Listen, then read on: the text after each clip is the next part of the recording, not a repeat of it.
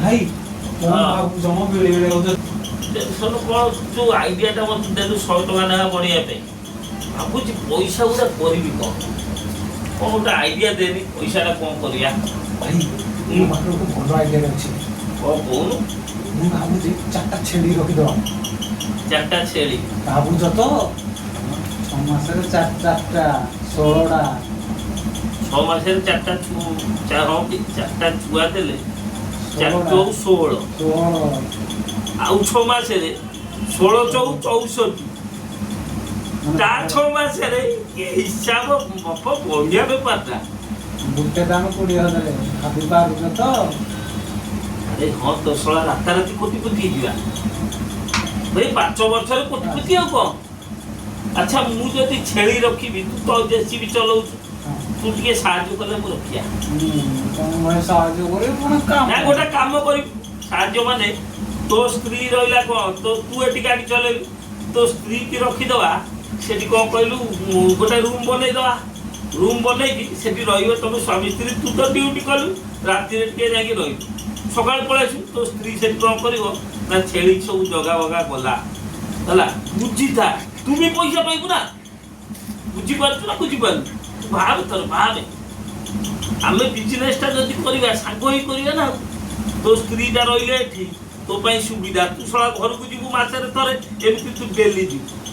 ଜାଣିପାରୁଛୁ ନା ନାଇଁ ସୁବିଧାଟା ଏଇଟା ଛୁଆ ବଡ ହେଲେ ଜାଣୁଥା ଯାହା ଯାହା ଭାଗ ହବ ତୋର ଅଧା ମୋର ଅଧା ବୁଝିପାରୁଛୁ ତ ତୋର 4ଟା ଛୁଆ ଦେଲା ତୋର 2ଟା ମୋର 2ଟା ବୁଝିପାରୁଛୁ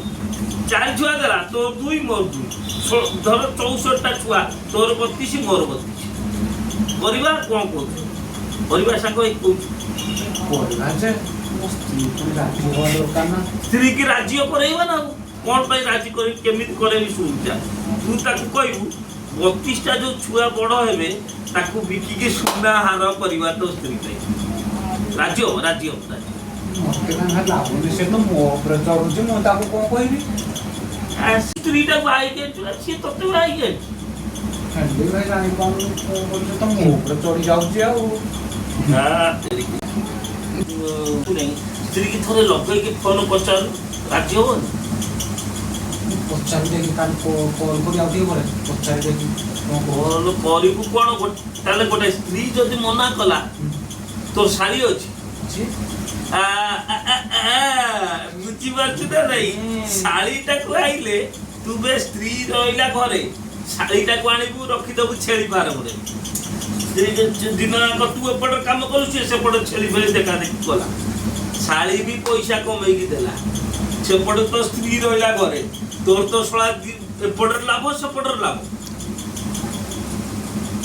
ଭାଇ ଭାବୁଛି ମୋର 3ଟା ଲାଭ ହେଇଯିବ କେମିତି କହିଲି 3ଟା ଲାଭ ଛେଳି କୋଠୁ ପଇସା ପାଇଲି ଛେଳି ପଟରୁ ପାଇଲୁ ପୁଣି ମାସ ପୁଲେ ମାଇକି ନେବାକୁ ଗଲି ସେତେ ଲାଭ ପୁଣି ଏତେ ଶାଢୀ ପାଖରେ ଲାଭ ବଢିଆ ଲାଭ ତାହେଲେ ଗୋଟେ କାମ କରିବା ଆମେ ବିଜନେସ କରିବା ଡନ୍ ତମେ ଭାଇ ପୁରା ପଏଣ୍ଟ ଜାଗାରେ ମାରୁଛ ରେଡି